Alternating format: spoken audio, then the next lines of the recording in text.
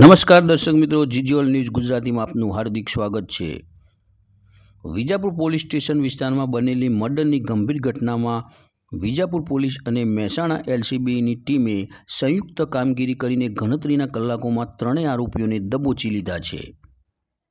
ગાંધીનગર રેન્જના નાયબ પોલીસ મહાનિરીક્ષક વીરેન્દ્રસિંહ યાદવ, મહેસાણાના પોલીસ અધિક્ષક હિમાંશુ સોલંકી અને વિસનગર વિભાગના પોલીસ અધિક્ષક દિનેશસિંહ ચૌહાણના માર્ગદર્શન હેઠળ પોલીસની અલગ અલગ ટીમો બનાવવામાં આવી હતી।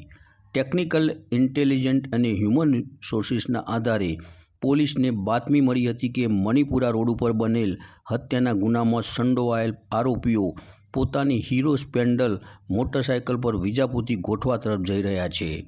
આ બાતમીના આધારે પોલીસે ગવાડા મુકામે વોચ ગોઠવી આરોપીઓને ઝડપી પાડ્યા હતા।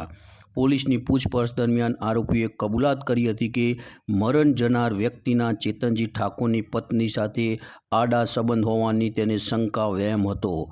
આ અદાવતમાં આરોપીઓએ ભેગા મળીને મરણ જનારને માર મારીને મોતને ઘાટ ઉતારી દીધો હતો અને ત્યાં હાજર એક સાક્ષી પર પણ જીવલેણ હુમલો કર્યો હતો।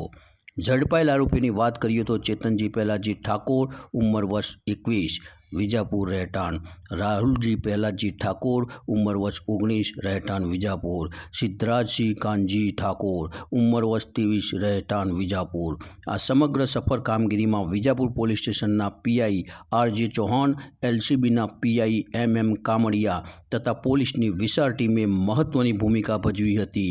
પોલીસે આરોપીઓનું ધરપકડ કરી આગળની કાયદેસરની કાર્યવાહી હાથ ધરી છે।